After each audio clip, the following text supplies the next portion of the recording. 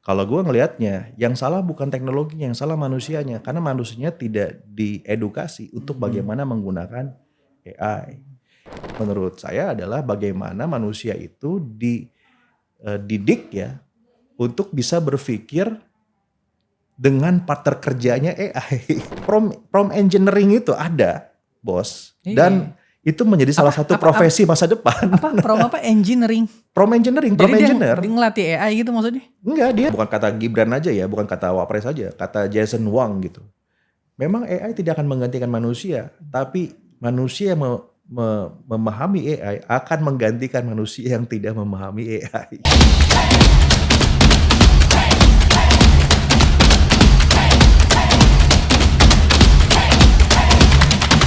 Oke, halo teman-teman Retorika Show, kembali lagi bersama gua Belmondo Scorpio dan hari ini kembali lagi Mas Prabu Revolusi. Siap, wah Selamat datang jadi Mas. narsum tetap nih kita kayaknya, tamu tetap. Karena yang ngomongin AI ini jarang kan. Kalau Mas Prabu nggak datang, orang kedua kayaknya Mas Gibran yang ngomong AI ini. Ngeri Tapi kan kali. kita ngundangnya susah gitu kan. Oke, Mas Prabu, ini memang yang lagi rame ini terakhir yang Mas juga lihat itu ya. Itu potongannya Menteri Pendidikan Dasar dan Menengah, Pak Ya. Abdul Muti. Ini cukup menarik nih statementnya Mas. Menurut saya cukup menarik. Saya dalam keadaan melihat ini kayak tiba-tiba kok kayak nggak sejalan. Tapi apakah ini sejalan gitu ya. Karena dia kutip karyanya Franklin yang judulnya World Without Mind. Yang dia bilang dunia tanpa berpikir. Dan membuat manusia itu hilang kearifannya, kebijaksanaan, jadinya culas gitu. Nah, kita mulai dari situ. Mas gimana tuh ngelihat statementnya Pak Abdul Muti itu? Jadi pertama berita itu muncul, saya juga kaget. Oke. Karena dalam beberapa kesempatan kan saya membuat konten, bahkan ya memberikan respon lah sama diskursus publik tentang AI ini, mengambil statementnya Pak Mendiknas, Pak Abdul Muti, yang Prof Muti ya, yang sangat memberikan dukungan pada AI. Karena kan beliau juga bahkan gercep sekali ya menindaklanjuti arahan Presiden dan juga Pak Wapres ya terkait bagaimana mengadopsi kurikulum AI ke sekolah dasar, menengah, dan atas juga kejuruan. Nah, waktu muncul berita itu dengan headline menggunakan AI itu akan bisa culas dan seterusnya itu ya, saya kaget dan kemudian nyari sumber gitu. Kita cari sumbernya, dapat rekamannya.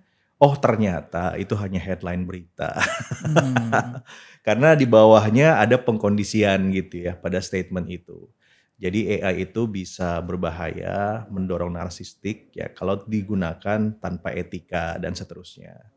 Hanya biasalah kan media itu hanya mengambil judul yang memang bisa menarik perhatian banyak ya. Ditambah lagi saat ini kan lagi ngetren tuh ya, adu domba gitu antara satu dengan yang lain. Dicarilah statement seakan-akan berseberangan dengan narasi AI yang dibangun oleh Pak Wapres ya di mana-mana. Pak Presiden juga sebetulnya kan dalam beberapa kesempatan berbicara tentang dukungannya ya pada STEM dan juga AI, sehingga dibuat gitu Pak Muti ini, Prof Muti ini berseberangan dengan Mas Wapres. Kalau lihat komentarnya, gimana nih Mas Gibran, gimana nih Wapres gitu kan. Tapi sebetulnya gini, yang ingin saya soroti adalah memang kita perlu berhati-hati bicara tentang AI saat ini ya. Banyak orang yang sekarang ini sudah melihat betapa dahsyatnya pengaruh AI pada kehidupan kita sehari-hari. Ya, walaupun banyak miskonsepsi bro pada AI ini. Jadi pada saat banyak pejabat bahkan berbicara tentang AI, mereka tuh hanya bicara AI generatif. Mereka hanya bicara chatbot semacam GPT, DeepSeek, Gemini dan seterusnya. Padahal AI itu kan banyak ya. ChatGPT, DeepSeek, Gemini ini hanya sebagian kecil dari teknologi AI yang sekarang sudah ada di kehidupan manusia. Ya, dari Bro Belmont bangun sampai mimpi itu ada AI-nya. Bangun, baca Instagram, baca TikTok, baca YouTube itu ada AI. Ya, ke sini pakai Gojek, pakai Grab pakai apalah itu ada AI-nya. Belanja di e-commerce ada AI-nya juga. Ya. Riset ada AI-nya juga. Semua yang Iya. kita kerjakan ini ada AI-nya. Bahkan sebelum tidur gitu, mungkin ada yang pakai jam, pakai apa gitu. Tidur ada AI-nya juga. Mungkin mimpinya aja Di juga sudah setiap AI. sendi-sendi kehidupan ada Iya, AI-nya. sudah ada AI-nya gitu ya. Traffic ya, bagaimana sekarang bisa lebih lebih teratur dan semacamnya, ada AI-nya. Mengatur cuaca ada AI-nya. Jadi AI itu udah ada di mana-mana sebetulnya gitu ya. Iya, Nggak iya, bisa iya. dihindarkan. Nah, sayangnya ketika banyak yang berbicara tentang AI, mereka langsung mengasosiasikan AI itu ChatGPT, AI itu Gemini, AI itu Agak sempit DeepSeek caranya gitu. melihat AI Terlalu itu, sempit agak sempit gitu. ya, Padahal betul. itu hanya sebagian kecil dari teknologi AI yang sekarang sudah kita gunakan dan bahkan kita dorong ya bahwa kita justru harus menjadi eh, inovatornya, produsennya, bukan konsumennya gitu. Iya, Sekarang iya, ini kita iya. masih jadi pengguna AI, Bos. Iya, Ya, betul. kita harus dorong justru malahan bagaimana Indonesia itu menjadi pelaku AI dan pemenang AI nanti. Ya. Hmm.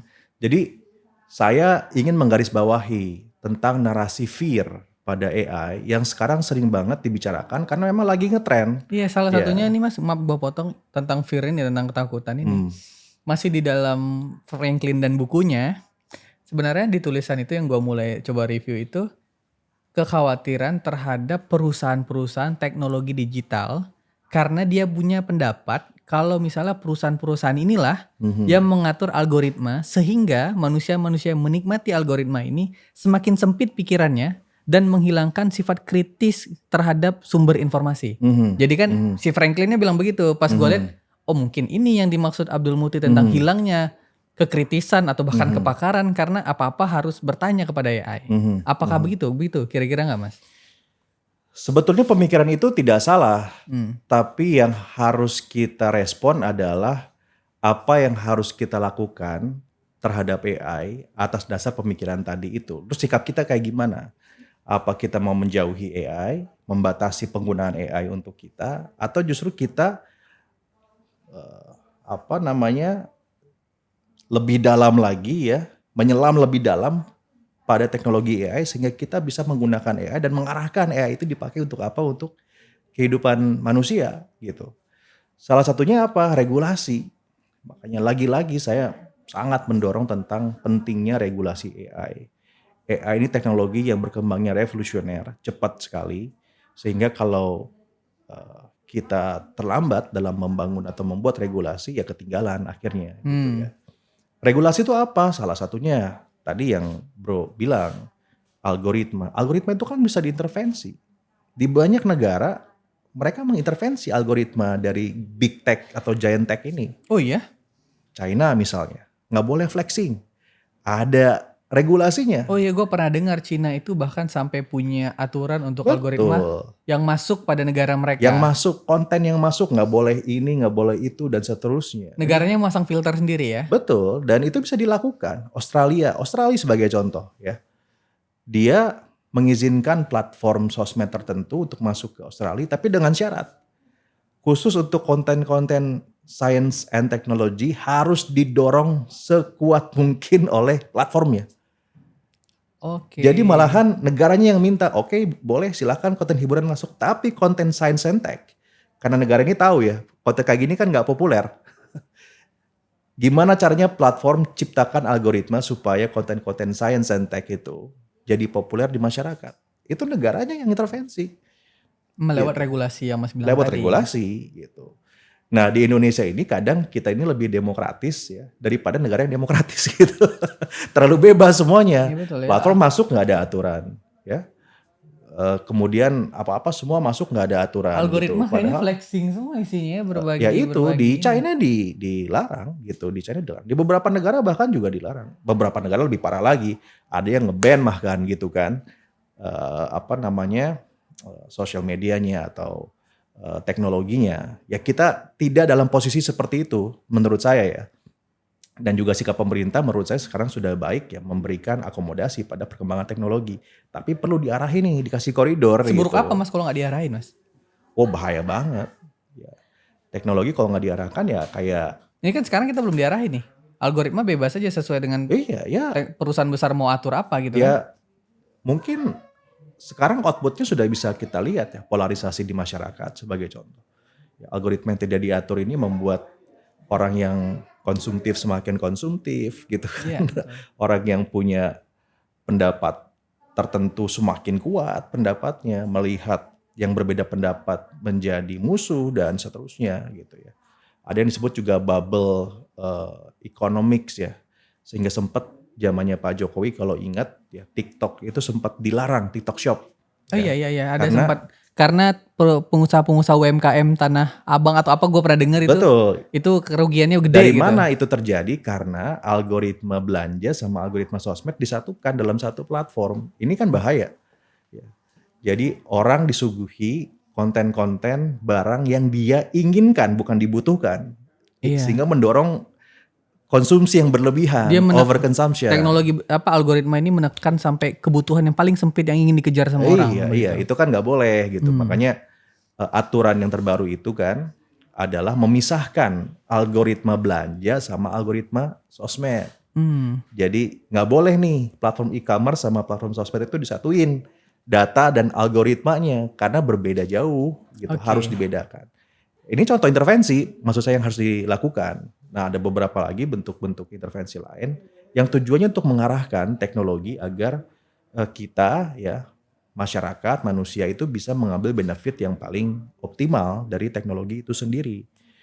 Makanya saya tidak melihat menjauhi AI, membatasi AI pada Ranah. anak-anak sekolah dasar, menengah, atas, kejuruan ataupun bahkan kita semuanya itu adalah solusi. Kita menjauhi AI, udah pasti kita bakal kalah di masa yang akan datang. Kita kalah dalam geopolitik teknologi yang sekarang sudah ada dan posisi kita sudah terlambat gitu. Iya, gua ini Mas soalnya. Gua kadang tuh kepikiran juga. Kadang yang disampaikan Pak Abdul Muti itu kadang ada benarnya karena pada situasi sekarang regulasinya belum ada tentang aturan algoritma.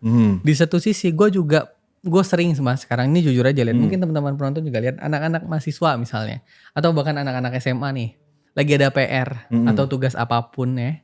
Itu sekarang kalau gua dulu kan belum ada zaman AI waktu kuliah dong. Jadi kalau belum ada zaman AI waktu itu wah gua harus cari jurnal lah. Nah. Gua harus cari jurnal, gua harus ke perpustakaan dulu, ke kampus gua di USU, baru gua bisa ciptakan satu makalah gitu. Ya. Sekarang dengan adanya ChatGPT misalnya bagian dari AI, wah itu tolong buatkan saya makalah lengkap, copy, paste. Ini agak kita salah-salahin dikit nih biar nggak ketahuan. Gue melihat itu hari ini Mas. Dan gue nggak pernah merasakan itu dulu waktu di kuliah. Pertanyaannya adalah apakah tindakan itu bagian dari kemajuan peradaban atau itu sebuah kemunduran? Nah itu pertanyaannya. Yang pertama, zamannya berubah. Kita pasti harus adaptif. Jadi kita nggak bisa membandingkan apa yang kita alami dulu dalam mencari pengetahuan dengan generasi sekarang yang sudah dibantu oleh AI. Sama juga seperti kita nggak bisa membandingkan bagaimana proses kita mencari informasi di zaman kita dengan zamannya hari ini. Hamka misalnya, ya zamannya Ibnu Sina dulu yang lebih parah lagi dalam proses mencari informasi. Kan teknologi memang tujuannya mempermudah ya kita untuk memberikan atau mendapatkan akses informasi. Tetapi kemudian dengan adanya teknologi itu akhirnya paradigma berpikir kita naik kelas. Ya, kalau dulu mungkin nggak menciptakan pesawat, nggak nyiptain internet gitu, tapi cukup membuat rumus saja udah kemajuan yang sangat luar biasa. Tapi dengan adanya teknologi udah mulai berkembang, ada mobil, ada internet, ada pabrik, ada industri, ada semacamnya. Sekarang dengan adanya AI, ya kalau misalkan kita bikin perbandingannya dengan cara berpikir zaman gua, zaman lu mencari informasi, ya salah. Ya. Bahwa kita bisa bertanya sama AI apa saja, ya itu keperluan benefit teknologinya. Apa yang harus kita dorong? Gimana caranya manusia yang sudah semakin mudah untuk berpikir ini dipaksa, dia diminta untuk naik kelas lagi berpikirnya. Masalah yang harus diselesaikan lebih kompleks daripada dulu. Zaman kita mungkin menurunkan rumus ya, third order itu kan kita harus hitung pakai kertas gitu kan. Wah, turunin diferensiasi terus kalau gitu. dia hitung-hitungan tuh biasa ditulis pakai kertas. Benar. Cuman kalau dia ilmu sosial kadang gue lagi mencari satu informasi, Heeh. nggak sengaja menemukan informasi lainnya. Ya, Tapi kalau ya. di ChatGPT dia akan memberikan jawaban yang sepertinya akan itu aja gitu. Tidak ada apa ya? Nah, kalau gue ngelihatnya, yang salah bukan teknologinya, yang salah manusianya. Karena manusianya tidak diedukasi untuk bagaimana menggunakan AI. AI itu kan gini, proses dia berpikir, proses dia bekerja itu nggak kayak algoritma yang rigid ya, yang sudah diatur. Kalau if then ya, jadi if A tambah B then C, enggak gitu. Cara AI membuat output itu, memproses informasi itu dengan matriks dan juga vektor besar. Jadi itu ya mencoba untuk meniru bagaimana manusia berpikir. Kan kita tuh berpikir ya sepersekian milidetik dan setiap yang kita lakukan tuh probabilitas. Ya kan? Kayak gue sekarang ngomong kayak gini nih bro. Gue memilih kata saya dari lu, dari gua, dari aku, dari A. Itu kan probability. Sampai akhirnya bobot yang paling besar, bobot probabilitas yang paling besar. Itulah yang jadi output gue untuk akhirnya memutuskan pakai kata-kata gue tadi. Lu berpikir, oh next question adalah ini. Itu kan dari probability kan. Ya, probability dan bobot yang paling besar itulah yang dikeluarin. AI pun seperti itu. Jadi AI itu output yang dihasilkan dari proses AI bekerja itu adalah ya, ribuan atau mungkin puluhan ribu probability yang di-trigger oleh input kita sehingga menghasilkan output tertentu. Makanya kalau kemudian ada yang dibilang ya AI itu ada halusinasinya karena inputnya juga salah. Bagaimana manusia memberikan input pada si AI-nya itu juga salah gitu. Nah, sekarang yang harus dilakukan menurut saya adalah bagaimana manusia itu dididik ya untuk bisa berpikir dengan partner kerjanya AI. Oke. Ketimbang selalu kita melihatnya enggak, ini harus manusia yang paham. Ini harus manusia yang ngerti prosesnya. Ya enggak kayak gitu sekarang nih gitu. Di masa depan gitu. Dengan adanya AI ini maka dunia ini demands more speed, more karya, ya, more complexity dan seterusnya. Ya, saya ngajar di kelas ya, kelas magister, kelas doktor gitu. Saya bahkan minta sama mereka pakai AI. Saya pengen kamu semuanya pakai AI. Tapi problemnya saya bikin lebih kompleks daripada saya ngajar 3-4 tahun yang lalu. 3-4 tahun yang lalu saya paling untuk UAS bikin 1 jurnal.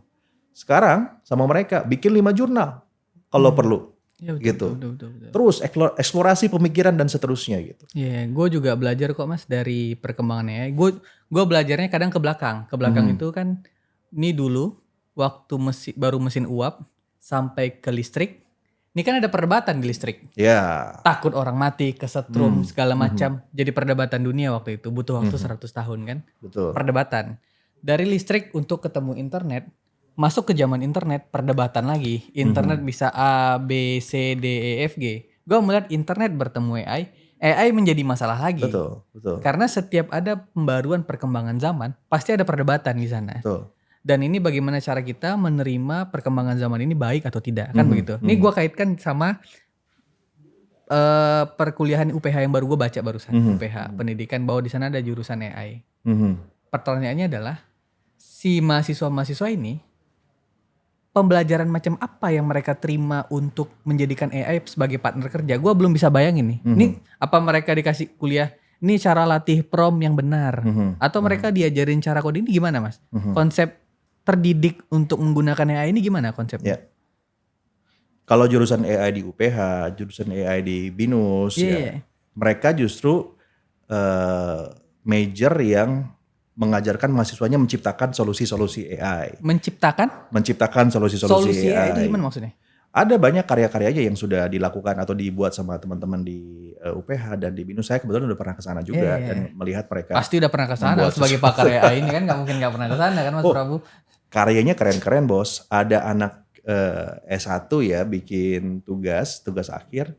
Dia buat alat untuk pertanian ya pakai AI. Alat gimana tuh jadinya? Jadi dia kasih sensor, lalu alat ini bisa di scan aja ya ke apa namanya, entahlah itu gabah, padi atau apa, untuk ngelihat mana yang kualitasnya bagus, mana yang kualitasnya enggak.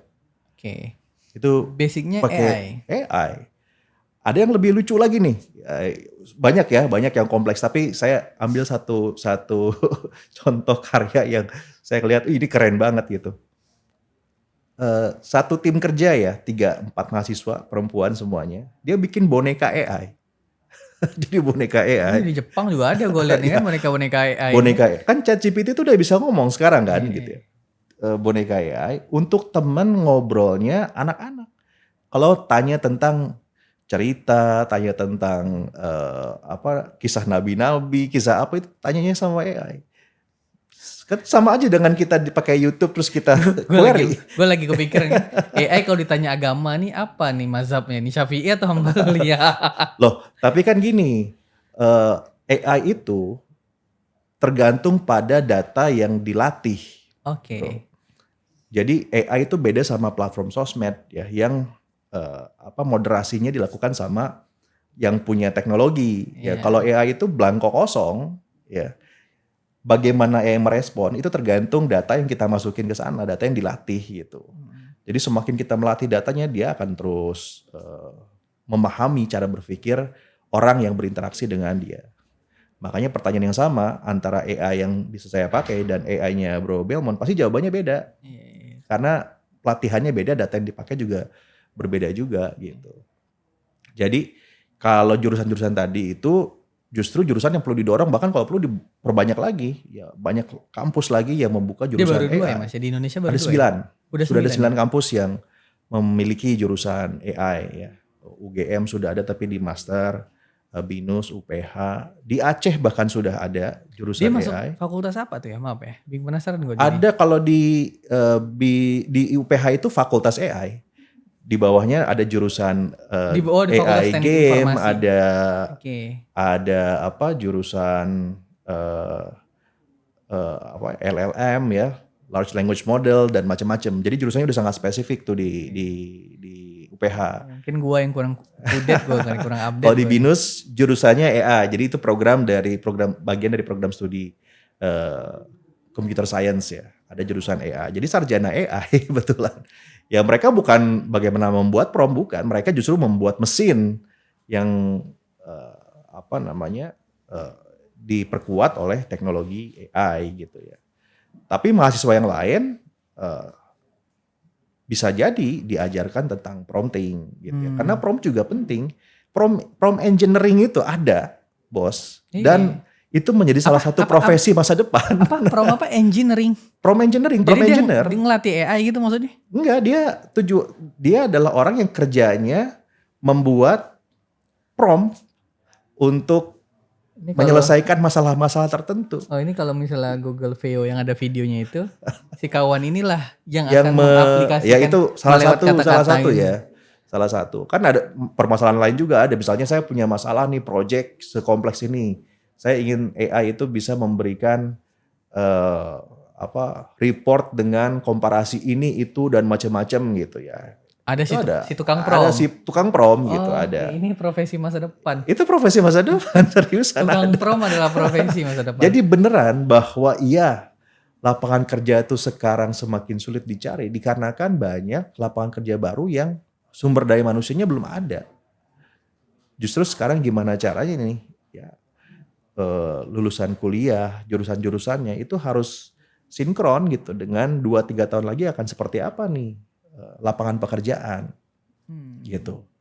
Kalau diajarin cara saya di kilang ya di Pertamina ya. Kalau misalnya belajar teknik perminyakan tapi pakai teknologi yang lama ya 2 tahun 3 tahun lagi mereka lulus ya nggak akan dapat kerjaan karena teknologinya udah lama.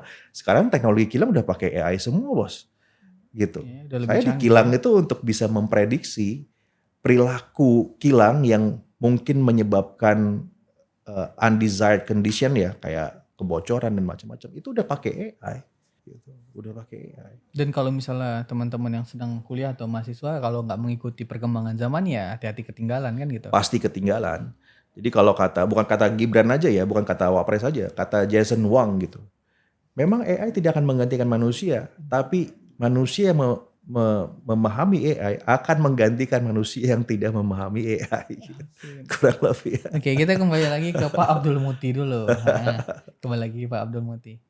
Kan statementnya seolah-olah dia tidak setuju dengan AI. Dan pertanyaan besar adalah, kan Mas Gibran udah ngeluarin statement untuk adanya kurikulum AI di sekolah-sekolah dasar kan? Ya, Itu ya. gimana perkembangannya? Setahu saya itu jalan terus ya, dan bahkan dari beberapa teman-teman yang terlibat dalam penyusunan kurikulum untuk sekolah dasar ini, sekolah dasar dan menengah ini. Dia menjadi pilihan kan? Kata Pak Abdul Muti pilihan atau wajib? Iya pilihan, kan? mata pelajaran pilihan ya, ekstrakurikuler lah disebutnya ya. Karena kan banyak pertimbangan, satu infrastruktur yang belum merata gitu. Jadi itu sudah dipikirkan. Saya kan mengikuti juga komentarnya gitu. Wah jangan dulu lah masalah AI. Internetnya aja masih ngaco dan semacamnya. Betul. Itu saya nggak salahin. Tapi banyak juga. banget Mas itu.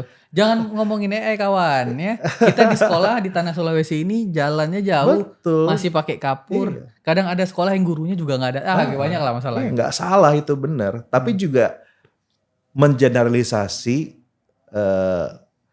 agar jangan dulu ke AI karena belum merata teknologi itu juga salah gitu. Karena ada sekolah-sekolah yang sudah siap. Ya udah kita mulai dari situ. Ya. Nah kemudian pemerintah kan nggak tinggal diam juga bro gitu. Pak Presiden kan ada sekolah rakyat sekarang yang diluncurkan. Sekolah rakyat itu udah pakai iming-iming, semuanya akan pakai tab gitu kan, nggak akan lagi pakai buku gitu. Ya kita lihat ya, dan itu hal yang bagus. Artinya kan ada eskalasi yang sangat luar biasa ya dari pemerintah untuk mempercepat gap teknologi ini gitu. Dan beliau paham betul bahwa sumber daya manusia yang tidak paham teknologi ke depan itu akan menjadi beban demografi ketimbang bonus demografi. Ya, makanya teknologi harus digenjot, sekaligus sekolahnya juga harus dibuat semakin merata. Gitu. Teknologi itu ya, lini masanya selalu ke depan. Nggak pernah ke belakang. Ya, tadi kan disebutin mesin uap, mesin tik, terus dari kalau di media itu dari televisi ke internet dan seterusnya. Selalu mengalami gejolak ya. Justru karena AI ini mengalami gejolak, maka saya semakin tahu ini pasti akan menjadi kunci peradaban ke depan. Iya. Karena sesuatu yang bergejolak itu akan menjadi kunci. Betul. Itu ada teorinya. Cirinya memang begitu. Ya, namanya teknologi morfosis. Ya, perubahan teknologi itu mengikuti konsep evolusi. Ada 3 fase, ada fase koevolusi, konvergensi, dan terakhir ada fase kompleksitas namanya. Nah kalau teknologi tidak melewati fase kompleksitas berarti dia akan tenggelam dengan sendirinya. Tapi teknologi yang melewati kekacauan, chaos di publik, di masyarakat, itu pasti akan lahir sebagai teknologi baru yang akan diadopsi oleh masyarakat. Semuanya, kamera digital, kata orang yang pakai kamera analog dulu, itu adalah alat pembodohan untuk mengambil gambar karena menggerus seni mengambil gambar gitu kan. Sekarang mana ada coba fotografer yang pakai kamera digital. Kamera digitalnya pun terus naik terus ya. AI sekarang bisa bikin video, bisa bikin apa gitu. Wah, ini apa namanya akan menjadi pembodohan buat para ilustrator dan semacamnya gitu. Saya malah ngelihat ilustratornya sekarang harus pakai AI. Karena ilustrator ataupun juga orang kreatif ya, yang ngerti pakai AI akan bikin karya yang jauh lebih canggih ketimbang saya membuat video yang sama, tapi saya nggak ngerti AI. Mas thumbnail video YouTube AI ya? Pakai AI dong. Kelihatan nih, wah ini memang pengguna AI sejati. Daripada gua harus foto-foto kan males ya. Pakai desain. Udah pakai prom aja udah kan. Kasih ukurannya gitu kan. Kasih ukuran gitu ya. Akhirnya bisa, tapi ya bayangkan orang kayak saya gitu yang mungkin skill desain grafiknya nggak terlalu bagus gitu. Bisa terbantu dengan menggunakan teknologi itu. Apalagi kalau graphic designer yang ngerti pakai AI. Juga sebaliknya bro, mungkin karena gue termasuk orang yang mikirnya pakai otak kiri ya kebanyakan gitu. Orang yang jago grafik, kalau saya kasih persamaan integral tingkat 3, lo beresin, salah mungkin jawabannya gitu. Tapi gue begitu dikasih soal seperti itu, gue minta AI untuk ngasih prosesnya, penjelasannya, gue bisa ngeliat, ini salah nih, cek lagi gitu. Gue bisa challenge terus, ini salah, nggak kayak gini. Cek lagi ininya, cek lagi limitnya apanya gitu. Yang menarik adalah saya bisa memberikan masalah yang kompleks sekarang ke mahasiswa, Bos. Dibandingkan 2-3 tahun yang Tapi lalu. kan mahasiswa juga bisa jawab pakai AI, Mas. Ya nggak masalah. Tapi kan akhirnya mereka juga bisa menciptakan karya yang lebih kompleks. Yang lebih advance ya dibandingkan sebelumnya gitu. Kalau dulu tuh saya hanya lebih ke gini kan, coba sebutkan 10 teori komunikasi gitu kan soal-soalnya ya. Sekarang enggak, ada kasus ini gitu. Coba bahas atau bedah menggunakan teori komunikasi dari zaman ini sampai zaman ini. Atau bahkan lebih ini lagi. Kamu ciptakan teori sendiri. Saya bisa bilang mereka untuk membuat satu pemikiran yang mungkin belum pernah kita minta sebelumnya. Mas Prabu, apakah hal-hal semacam itu akan menghilangkan kepakaran seseorang terhadap satu bidang sehingga orang-orang yang disebut sebagai spesialis dalam bidangnya menjadi hilang dan semua jadi generalis aja? Enggak juga. Karena ada teknologi yang membantu mereka untuk enggak juga? Enggak. Kenapa gitu? Kalau seorang spesialis pakai AI, dia akan semakin expert di bidangnya gitu. Saya bukan dokter ya, nggak ngerti dokter. Pakai AI saya nggak akan bisa nyembuhin orang atau bikin resep. Tapi dokter yang memang paham sama konsep tentang penyakit, tentang biomedik dan seterusnya menggunakan AI bisa mendiagnosa lebih akurat. Google Health sekarang bahkan sudah menyelamatkan banyak pasien perempuan yang berpotensi memiliki kanker payudara sebelum kankernya ada. Pakai AI. Gitu. Jadi AI ini bahkan sudah save many people's life gitu. Ya. Dan apakah AI-nya jalan sendiri kan enggak, kan ada manusia yang nge-trigger kan. Betul. Jadi dia nggak akan inilah ya. Nggak akan jalan sendiri gitu. Oke, sekarang ya, ke depan bisa jadi jalan sendiri. Itu sebabnya kenapa kita butuh regulasi. Yang saya takutin gini loh, Bos. Sikap kita fear, takut, parno ya sama AI. Sehingga akhirnya kan gini, tadi kan saya udah bilang AI itu jalannya ke depan, teknologi itu jalannya ke depan, gak akan mungkin ke belakang. Mau manusia tahan segimanapun, ini AI itu akan terus berkembang. Yang saya khawatirin AI-nya udah berkembang, kita belum ngapa-ngapain, belum nyiapin koridor regulasi, generasi. Iya, belum bicara tentang AI ethics, AI policy dan seterusnya. Belum ngomongin AI geopolitics gitu ya. Kayak gimana, kita belum ke sana semuanya. Yang saya dengar sekarang baru membuat roadmap. Ya, well it's a good start, at least gitu ya. Tapi sebetulnya roadmap, kalau buat saya ya, bukan hal yang urgent. Karena roadmap AI dibuat, selesai nih bulan Juni, Juli ya. Oktober teknologi AI-nya udah berubah lagi. Udah beda lagi. Udah lebih canggih. Mau bikin roadmap lagi. Ya, kalau roadmap AI itu menurut saya dibikinnya kayak sandbox saja, jadi berubah fine tuning terus tiap saat gitu ya. Ketimbang kita bikin gitu ya. Roadmap dokumen yang harus jadi pegangan. Dan roadmap nggak bisa jadi pegangan juga gitu, karena tidak punya kedudukan hukum gitu kan. Yang saya dorong cepet banget sekarang ini adalah regulasinya. Regulasi itu bukan berarti tentang apa yang nggak boleh, apa yang boleh, bukan itu aja. Tapi regulasi itu bagaimana juga memastikan agar AI ini berkembang dalam ekosistem yang tepat untuk Indonesia. Ya. Gimana caranya AI bisa memberikan benefit yang paling maksimal sebaik-baiknya untuk masyarakat Indonesia. Kalau sekarang ini kan belum. Ya. Contohnya manfaat ekonominya dari AI. Salah satunya tadi kalau ada regulasi itu mengatur algoritma yang masuk ke bangsa ini. Salah satunya ya kan? Algoritma itu salah satu gitu kan. Untuk memastikan bahwa oke, di Indonesia nih AI boleh masuk ya, Open AI boleh masuk, tapi ada syaratnya 1, 2, 3, 4. Kan boleh aja.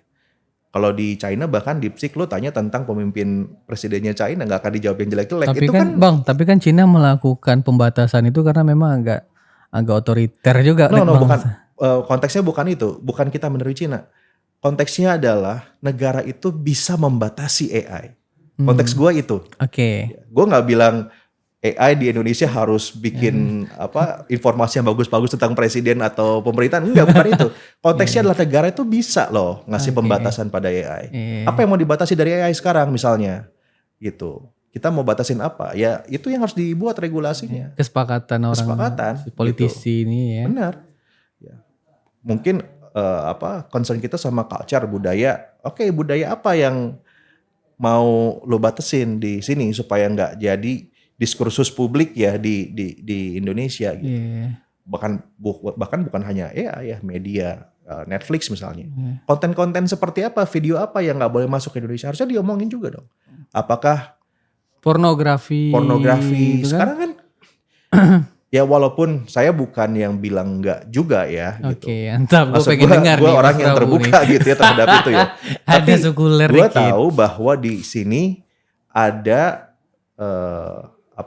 pertimbangan tertentu lah pada pornografi sebagai Iya. contoh. Bagaimana mengatur pornografi lewat OTT apps itu? Apakah mau dibebasin atau enggak? Itu sebetulnya kan bisa diatur, Bisa dibahas bisa gitu ya. dibahas. Sekarang ini kan bebas. Iya bebas. Sekarang bebas banget. Nah ini kita masuk lagi nih ke bagian yang menurut gua agak menarik. Kan tadi masih di bukunya si Franklin tuh ada yang bilang ada 2 penyebabnya kenapa manusia itu tidak bijaksana atau menjadi culas gitu. Gua baca. Yang pertama ini menarik yang pertama. Yang pertama itu adalah virality virus. Jadi sesuatu yang viral terus menerus sehingga orang itu melihat atau menikmati konten yang sebenarnya rame terus menerus.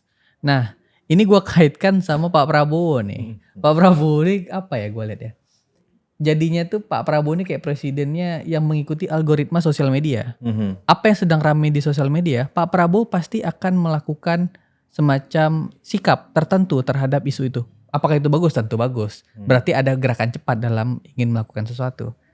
Misalnya yang kemarin loh Mas, yang nikel tambang itu loh, kan dicabut. Kan itu bermula dari keramaian di sosial media tuh. Algoritma mengatur ke sana. Nah, di satu sisi gue melihat itu sebagai berarti tunggu harus ramai dan viral dulu dong. Baru ada semacam tindakan dari pihak pemerintah untuk melakukan something gitu. Ya salah satunya kan kemarin itu. Apa kalau misalnya kita batasi keviralan menjadi menurun sehingga tindakan pemerintah terhadap satu isu juga menurun? Itu gimana Mas? Mas melihatnya gimana? Ini kan kompleks sekali sebenarnya. Bagusnya tetap viral biar ada justice atau no viral kita batasi aja. Nah, ini gimana Mas Prabu melihat? Ini kompleks banget nih Mas barang ini nih. Kalau saya lebih melihat virality and do justice. Ketimbang no viral no justice. Ya udah bagus aja kalau viral itu bisa membawa berkah keadilan ya, that's a good point ya. Viralkan terus gitu. Kenapa harus dibatasi? Fenomena sosial sekarang kan apa-apa kayaknya kalau mau minta pertolongan kayaknya viral gitu. Iya ya, kenapa enggak, itu memang manfaat teknologinya kayak begitu gitu. Dulu kan nggak bisa, sekarang bisa, ya udah dimanfaatkan aja. Tapi juga saya melihat Pak Prabowo ya, mungkin yang teman-teman tangkap adalah yang viral karena isunya viral. Betul. Tapi ada banyak policy Pak Prabowo saya juga kemakan sesuatu yang viral sebenarnya. Tapi kan ada banyak juga sebetulnya, bahkan mungkin lebih banyak ya, policy Pak Prabowo yang nggak ada hubungannya sama virality. Koperasi desa, koperasi merah putih. Nih, banyak. CKG itu kan nggak viral tuh, cek kesehatan gratis gitu. Nggak viral. Sekolah rakyat ya gratis. Masyarakat juga kemakan sama berita yang dari viral juga lagi. Itu dampak ya, impact gitu. Jadi bahwa Pak Presiden itu merespon yang viral menurut saya itu justru bagus. Artinya tim di sekitarnya bekerja dengan sangat baik. Mengkomunikasikan apa yang sedang menjadi perhatian publik ya. Tapi juga begitu kita mengambil kesimpulan, oh Pak Presiden hanya gerak ketika ada virality, itu juga salah gitu. Karena banyak juga policy keputusan Pak Presiden yang nggak ada hubungannya sama virality gitu sekarang ini ya. Gitu. Yang tiba-tiba ada, kan sekolah rakyat itu kan datang nggak pakai virality. Tapi Mas Wapres itu sangat konsisten ya sama AI ya. Konsisten banget ya. Kalau saya melihat dan tentu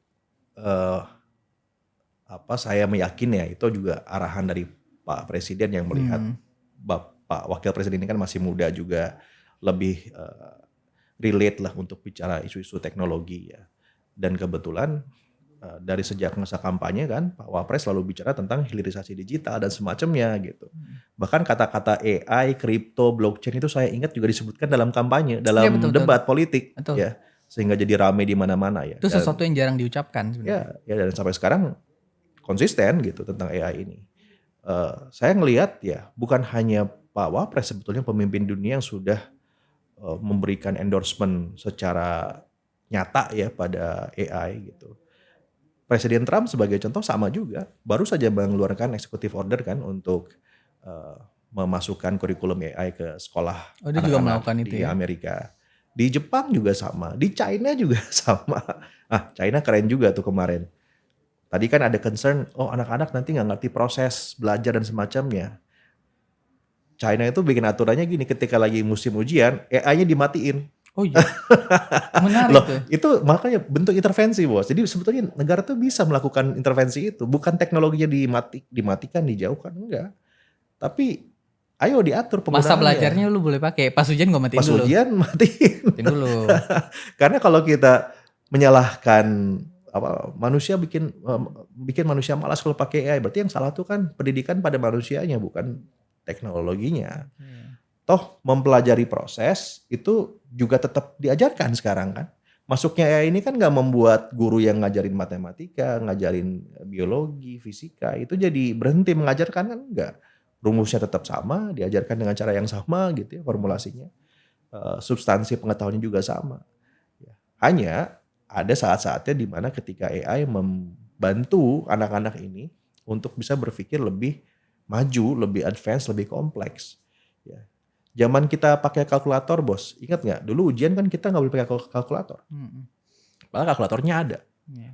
Ya Bahkan nggak? saking pengen bawa kalkulator, beli jam tangan yang ada Iya kalkulator ini benar kan, kan? tekan Iya, ini. tapi persis kayak sekarang kan masa-masa itu gitu. Terus itu mirip. Jadi saat itu kita harus ngitung pakai kertas, padahal ada kalkulator. Begitu teknologinya berkembang, di handphone ada kalkulator, selesai itu semuanya. Akhirnya mau nggak mau kalkulator dibolehin sekarang. Mana ada sekarang anak saya sih sekolah ya kemarin minta dibeliin kalkulator, bahkan pakai kalkulator jadi wajib sekarang. Gitu. Itu Karena mempermudah. sudah didesak gitu, udah nggak mungkin lagi. Kalau dulu itu soal ujian mungkin 3 soal ya 1 jam, sekarang dengan adanya kalkulator bisa jadi 10. Dengan AI mungkin jadi 50 soal sejam gitu. Jadi banyak. Jadi banyak gitu. Oke, Jadi kan Mas. ada manfaat-manfaat yang bisa tetap kita petik gitu ya. Selama mindset kita tentang berpikir juga dirubah. Nah yang saya lihat adalah banyak ya kawan-kawan ini merasa paham AI. Tapi nggak ngerti AI itu apa gitu. Mereka hanya ngelihat tadi yang saya bilang. Ya, AI hanya ChatGPT. AI itu ChatGPT aja. AI itu hanya Enggak gitu. lah gitu. Ya, salah satu teman ya yang juga ada di dalam Satgas AI inilah yang sedang bekerja gitu ya. Sempat bicara ngobrol ngopi gitu sama saya. Terus dia bilang gitu, wah kita lagi bikin nih roadmap AI bla bla bla gini. Oh gitu. Sama siapa aja gitu. Wah ada profesor ini, ada dokter ini, ada ini, ada ini. Lu udah ngajak ngobrol praktisinya belum? Gitu. Saya udah ketemu begitu banyak anak-anak muda jago-jago AI ya, yang mereka bikin solusi-solusi keren tentang AI gitu. Ngebantu riset, ada yang sudah bikin limited blockchain, ada yang udah bikin teknologi tokenization dan seterusnya gitu ya. Banyak banget. Saya tanya sama mereka, ada yang diajak nggak sama pemerintah untuk ngobrol tentang AI? Nggak ada. Jadi saya khawatir banget nanti AI roadmap ya yang dibuat itu jadi malahan halu juga karena nggak relevan dengan teknologi yang lagi berkembang. Saya khawatir banget ya. Jadi saat membuat ya, koridor AI ini, asumsi yang dipakai adalah AI GPT, AI generatif gitu. Ketimbang yang kan AI itu macam-macam ya. Luas sekali. Betul. Luas gitu. AI generatif itu baru stage kedua dari yang namanya AI. Stage ketiganya ada agentic AI. Ya, AI yang bisa melakukan sesuatu ya tanpa harus kita kasih prompting, tanpa kita harus kasih komen. Jadi dari mana dia tahu keinginan kita, Mas? Kita kasih parameter. Tujuan saya adalah memenangkan pertandingan catur gitu ya. Dia akan cari cara untuk menangin catur gitu. Ya ke depan ya agentic AI gitu. Ini case yang sederhana. Kalau case yang lebih jauh lagi, gimana caranya perusahaan saya bisa punya profit $2 juta. Ini parameter-parameternya. Ya dia akan mencari cara untuk bisa mencapai ke profit itu gitu. Oke. Agentic AI ini. Agentic AI tadi ya. Ini pertanyaan terakhir dari saya nih, Mas. Kenapa sih orang itu sampai takut banget sama AI? Dan gimana sih, Mas, caranya menghilangkan ketakutan itu? Nah, ini kan sekarang ini kan fear di mana-mana. Orang takut nih terhadap masa depan anaknya karena menggunakan AI terus-terusan. Takut tidak relevan lagi karena pekerjaan sudah diambil oleh AI. Itu gimana cara melihat orang yang takut dan mengatasi ketakutan itu gimana, Mas? Memang masalahnya Ini kan penting kompleks jadinya ya. nih. Menurut saya kompleks. Tetapi dalam hal ini sikap sikap pemerintah ya harus jelas juga tentang AI gitu. Iya. Ini orang Karena takut Mas karena takut gak relevan nih. iya Ya kan makanya ini kan kan ketakutan luar biasa kan. beda kan kalau komunikasi pemerintah tentang AI bahwa AI itu akan begini. Masyarakat juga kan jadi melihat oh ke depan arah bangsa kita ini arah Indonesia ini akan ke sana nih gitu. Dia akan adopt gitu kan gimana caranya. Tapi kalau yang dimunculkan narasi ketakutan, yang saya khawatirin publiknya juga menjadi punya diskursus ya, muncul public discourse untuk enggak lah kita nggak akan ke sana gitu arahnya ya, sampai akhirnya nggak mempelajari AI, tahu-tahu akhirnya ke sana gitu kan. Jadi sebetulnya sangat-sangat penting ya kejelasan sikap pemerintah terhadap AI. Salah satu bentuknya adalah regulasi tadi itu. Positioningnya ya. Positioning negara ya pada AI. Ya, saya ngomongnya politik AI gitu Wih, kan. biar gak keren dikit ya. Politik AI. Karena geopolitik AI-nya kita sedikit agak tertinggal, tapi masih bisa dikejar sebenarnya. Ada survei baru ya. Ini juga berita bagus buat masyarakat Indonesia. Sebenarnya orang-orang Indonesia itu jago-jago AI loh. Ya. Orang Indonesia itu masuk ke top 10 AI engineer di dunia. Masuk 10 besar. Nomor 1 India. Nomor 1 bukan India. India ini kan Kalau agak nggak salah cerdas ya. Poland ya kalau nggak salah. Oh Poland, oke. Gitu. Tapi kita tuh masuk 10 besar negara top 10 AI engineer. Jadi sebenarnya ini anak-anak kita tuh jago-jago dan saya ngeliatin dengan mata kepala saya sendiri anak Indonesia ini jago-jago bos, jago mereka tuh. Bahkan mungkin mereka masalahnya mereka tuh nggak tahu aja mereka harus menyalurkannya kemana ini gitu. Apa platform yang Iya membawa mereka itu ya? mau diapain nih talenta saya ini akhirnya kan jadi larinya keluar ke perusahaan asing gitu. Tapi mereka jago-jago. Ya, I amazed lah melihat anak-anak ini ya waktu saya keliling kampus itu ya, lihat apa yang udah mereka kerjakan ini, wah gila gitu. Ini sih sebenarnya Indonesia tuh udah bisa jadi one of the AI leaders ya, one of the AI leading gitu. Kita bisa ke sana, ini Bisa masalah kemauan ya. Bisa ke sana. Tinggal bagaimana ini talenta-talenta AI yang luar biasa ini diberikan arah gitu. Ada berita bagus, kemarin keluar PP 28 tahun 2025 tentang bagaimana pemerintah mengakui AI sebagai entitas usaha. Which is good ya. AI, blockchain, NFT, Web3 itu diakui oleh pemerintah sebagai entitas bisnis.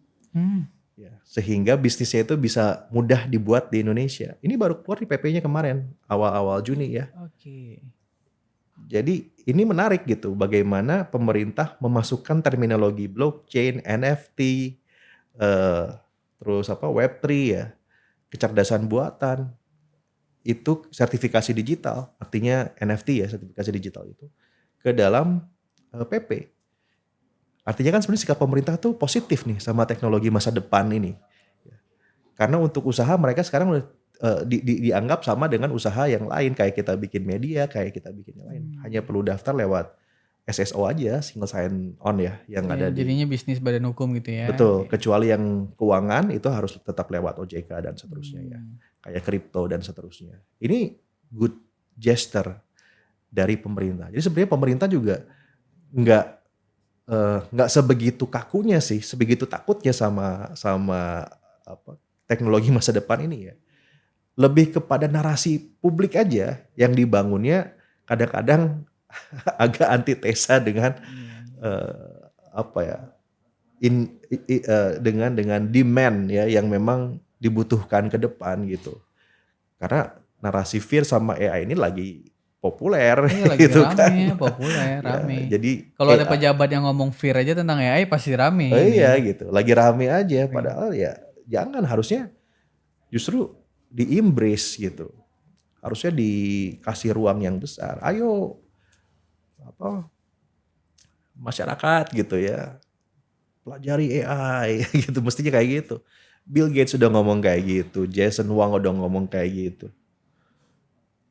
Semuanya lah ya udah ngomongnya tinggal seperti kita itu. aja Tinggal kita aja sebenarnya. Dan apakah kita mau sebetulnya Pak Presiden juga Pak Wapres dalam forum-forum yang resmi sudah mengatakan mendorong tentang STEM ya, STEM dan juga kecerdasan buatan. Kecerdasan buatan ini disebutkan juga oleh Pak Prabowo loh dalam, saya lupa ya forumnya apa, tapi beliau juga bicara bahwa negara harus melakukan intervensi pada sumber daya manusia agar bisa menjadi ahli kecerdasan buatan. Itu disebutkan oleh Pak Presiden.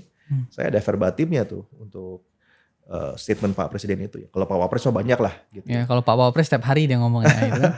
Artinya maksud saya Kalau ada jangan sampai ke bawahnya justru sikapnya jadi Iya. berbeda. Lebih kepada ya tadi ya fear narration itu gitu. Wah nanti AI begini, nanti AI begitu. Kalau mungkin levelnya pejabat ya, pengambil keputusan, penting deh untuk ngambil AI course. AI itu jangan dipelajarin AI hanya course, oke. iya, kalau perlu ngambil workshop tentang AI dan seterusnya lah gitu. Supaya bisa melihat AI Kalau lebih kemarin kan komprehensif. pemerintah ngambil kelas public speaking. kan? Kemana speaking. Sekarang pemerintah ngambil kelas artificial intelligence. Artificial Nah, intelligence loh. Supaya punya bayangannya utuh bos tentang AI iya. ini gitu. Itu yang Ya. penting tuh. Jangan sampai melihat AI bacanya dari berita, ya, dari sosmed gitu.